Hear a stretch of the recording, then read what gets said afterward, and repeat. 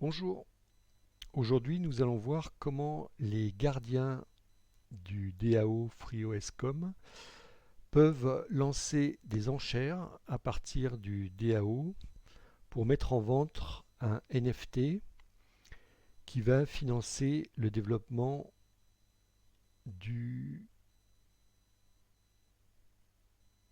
revenu de base universel FreeOS. Donc un nouveau membre qui est élu gardien doit indiquer sur son profil qu'il est bien vivant pour obtenir le droit de vote.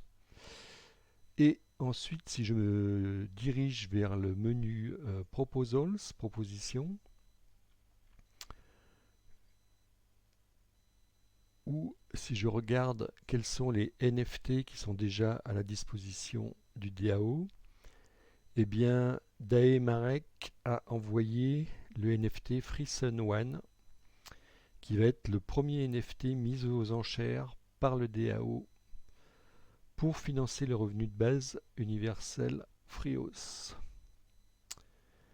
Donc Jérôme Kelsey a préparé une proposition pour mettre aux enchères ce NFT sur le site Soon Market. Il faut atteindre la base de 3 votes compte tenu du nombre actuel de gardiens du DAO pour que cette proposition passe.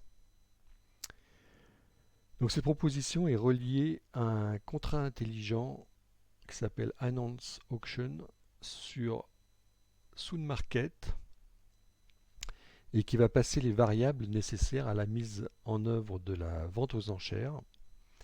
Donc le compte du vendeur, FreeOSComs, le numéro du NFT, le prix de lancement des enchères,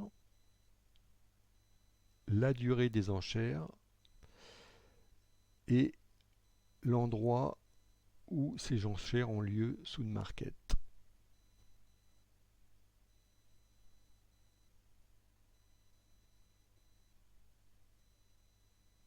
En cliquant sur le volet vote, eh bien on peut voir que le créateur de la proposition a automatiquement voté pour la proposition qu'il a faite.